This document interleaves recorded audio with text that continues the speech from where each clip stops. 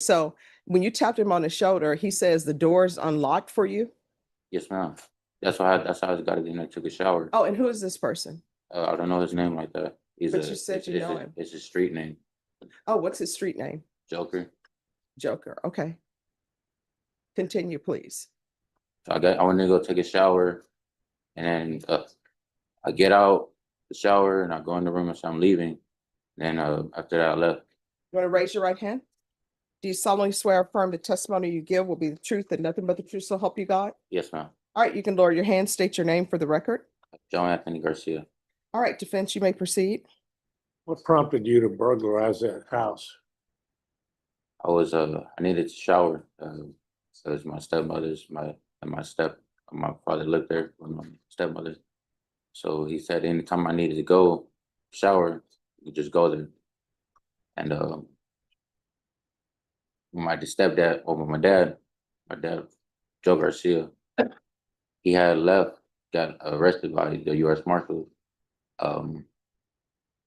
She kind of started acting different, like changing up her mood and telling me I couldn't be able to go there.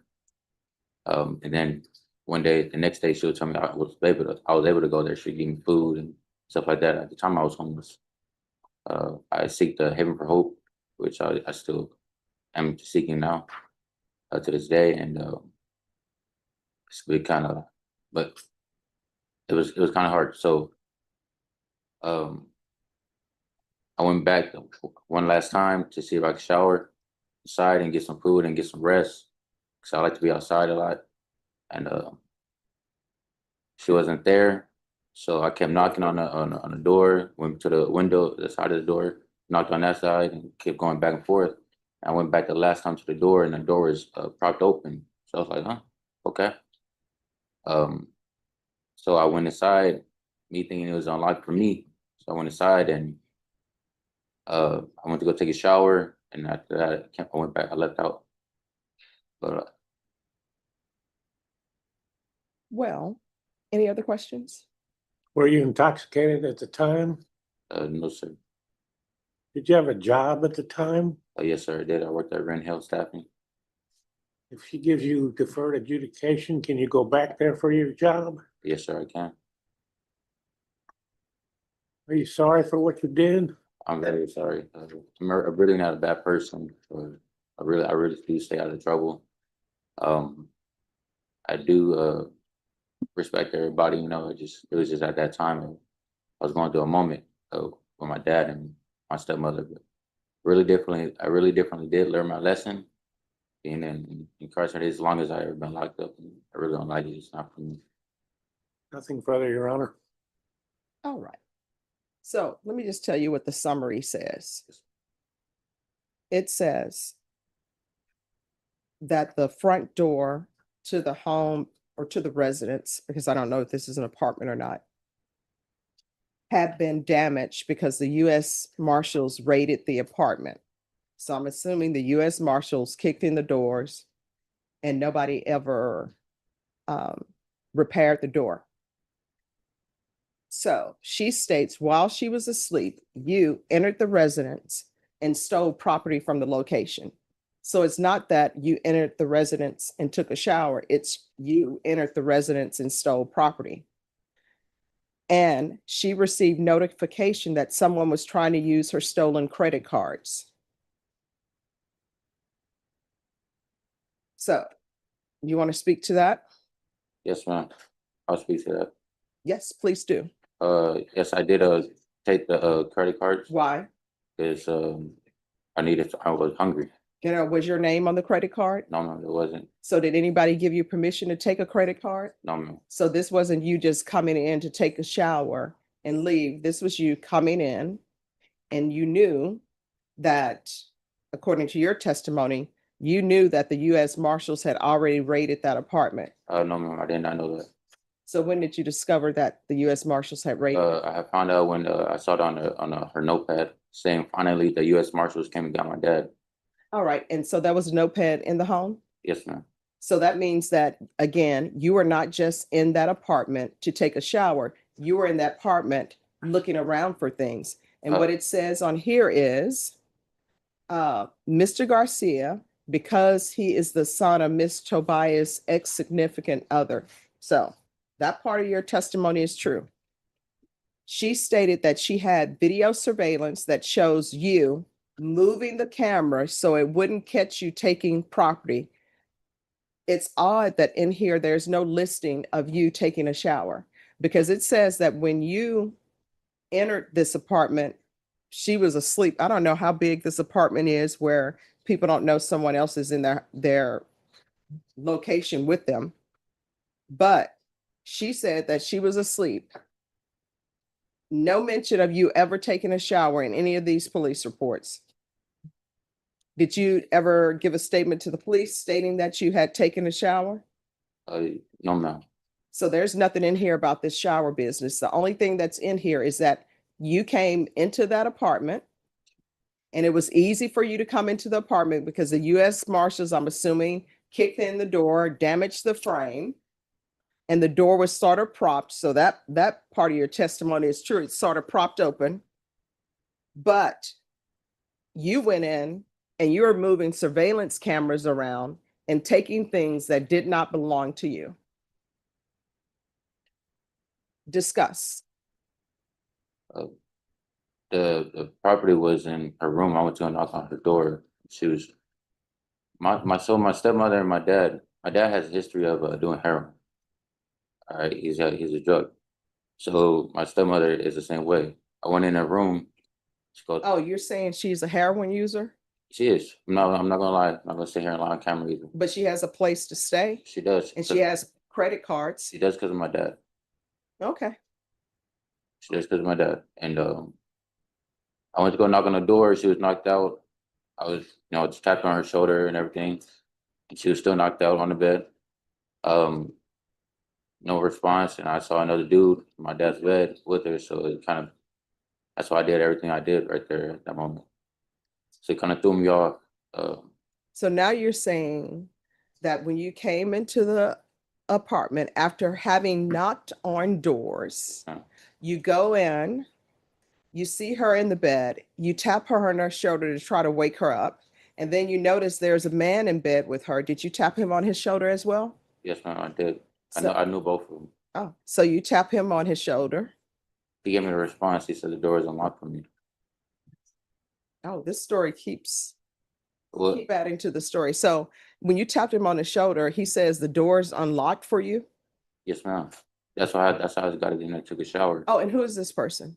I don't know his name like that. But you said you know him. It's his street name, Oh, what's his street name? Joker. Joker. Okay. Continue, please. So I went to go take a shower, and then I get out the shower and I go in the room and say I'm leaving. Then after that I left. All right. Well, any other questions? Oh, Your Honor, Well, according to your plea bargain agreement, the state is silent, but the state always reserves the right to address any issues that may be untruthful. So state, any questions? I was gonna find exactly about Judge, but there is no mention in his original allocution of the credit cards. And that he said he was staying out of trouble, or he tends to stay out of trouble, but he does have the criminal history beyond just this. All right. And what is the criminal history? no, Your Honor, she's supposed to stay silent. That's not. No, part of the PSI and TAP evaluation, I always say that anybody can bring whatever witnesses they want to bring. And one of the things I would need would be criminal history. But if you all want, I can reset it for a PSI and TAP evaluation to obtain that. No, Your Honor, you're gonna find out one way or the other.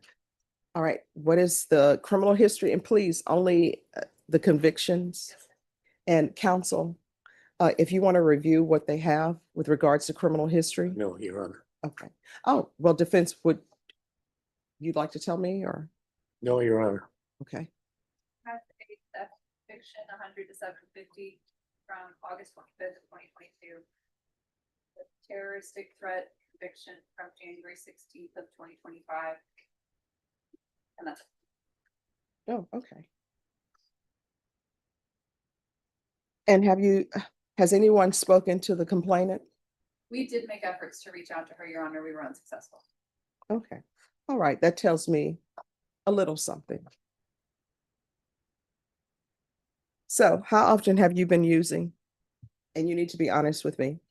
Marijuana. Everything. Don't just come to me with, I only use marijuana. Marijuana I've been using, well, for about uh, 5 years.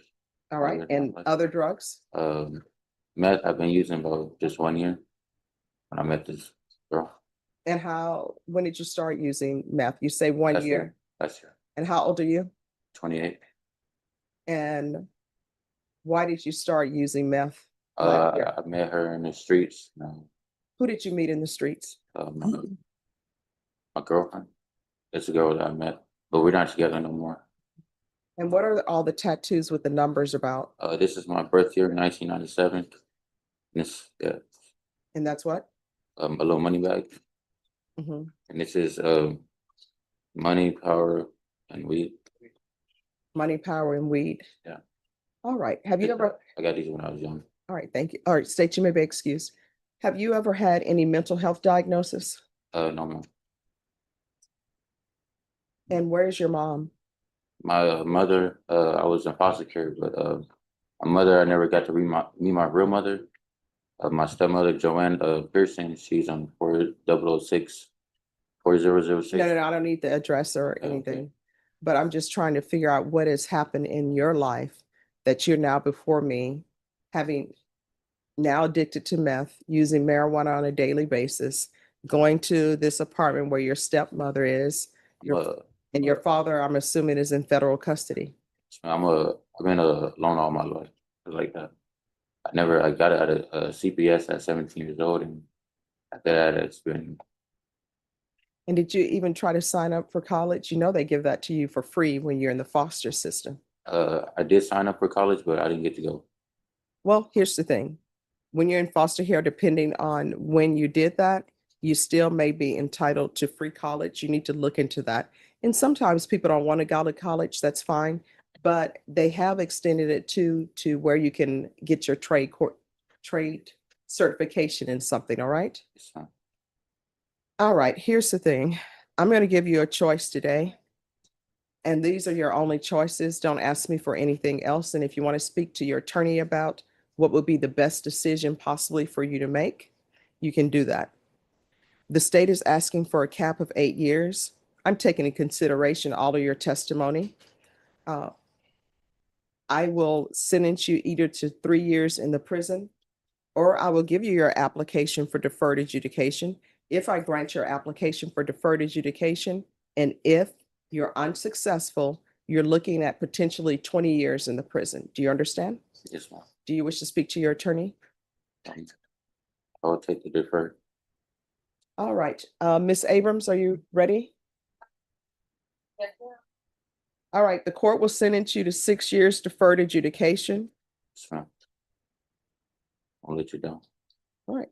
There's a $2,000 fine. That will be probated. There's to be a TAP evaluation in custody. Follow recommendations. Regular reporting by Zoom or in person. Regular random UAs.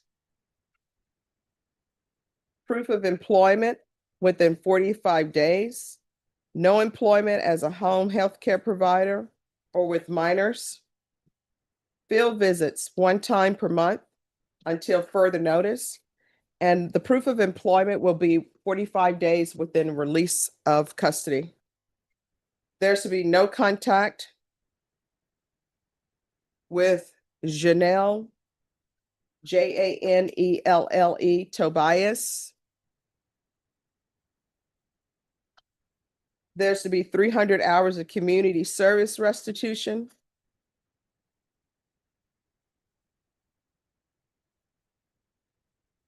One hour will be deducted for every sober support meeting completed.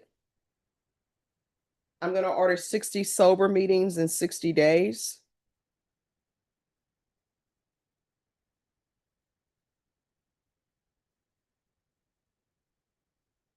And you're either going to obtain a trade school certification in something to better yourself, or either you're going to college. You understand? So either a trade school certification or enrollment in college. I want you to be able to have some kind of means of supporting yourself. And maybe the best way for you is to get your trade certification. What I can tell you, sometimes people will look at criminal history and it doesn't go well with you finding employment. One certification, though, that people always need, believe it or not, they always need welders. So that would probably be a good profession for you.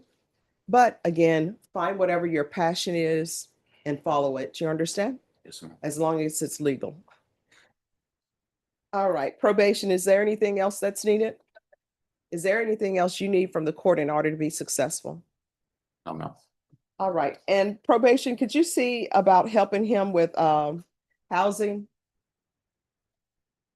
And I would do just hold in abeyance the referral to felony drug court. I know their graduation is not coming up for a while and they don't have any room, but if you could always just have that there for him. All right, I'm going to show you what's entitled Trial Court Certification of Defendant's Rights to Appeal. Did you review that with your attorney? Did you understand it and did you sign it? Yes, ma'am. Counsel, here you go. Because this is a plea bargain agreement, because I followed your plea bargain agreement, and because you waive your right to appeal, you do not have the court's permission to appeal. You understand? Yes, ma'am. All right, we can go off the record. Here's the thing, from here on out, everything that you do, you need to ask yourself, is this something that could potentially result in me going to prison for 20 years? If it is, don't do it. If it's, it could be, don't do it. In this court, to be successful on probation, communication is key. If there's an issue, let your probation officer know about it. If you feel they're not addressing it, you can come back to court. If you are out and about and you feel the stresses of life are getting to you and you think you're going to use, don't use. Contact your sponsor. If you can't contact your sponsor, call your probation officer. Trust me, if you call your probation officer and say, I'm thinking about using, what's going to end up happening is they're going to let me know. I'm going to have you brought into court and we're going to see what programs or what we can do to help you. But do not disappear and do not just say, oh, I started using, so therefore I'm not doing anything anymore. Do you understand? Yes, ma'am. All right, good luck to you. Thank And you. don't do any more, the tattoos, money, power, and weed. That's not a good tattoo, okay? All right. Thank you. You're welcome. Thank you, Judge. Thank you. And Ms. Abrams, can you also see if there's any John Anthony Garcia walked into that Texas courtroom with a story, and the judge dismantled it piece by piece, right there on the record. His version: he entered his stepmother's apartment through a door that happened to be open, took a shower, and left. A perfectly innocent visit from a homeless man just looking for a hot meal and a place to clean up. Except the police report said something different. The surveillance footage said something different. And ultimately, Garcia himself said something different, admitting on the stand that yes, he took the credit cards. He just needed to eat. The judge didn't raise her voice. She didn't have to.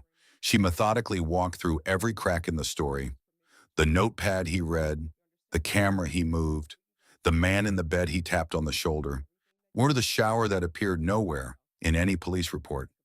Each new detail Garcia added only dug the hole deeper. The story kept growing. The credibility kept shrinking. What emerged wasn't just a burglary case. It was a portrait of a 28-year-old man raised in foster care, never knowing his biological mother, aging out of the system at 17, recently addicted to meth, and standing in front of a judge who clearly saw more in him than a rap sheet. She gave him 6 years of deferred adjudication, with conditions that read more like a roadmap than a punishment.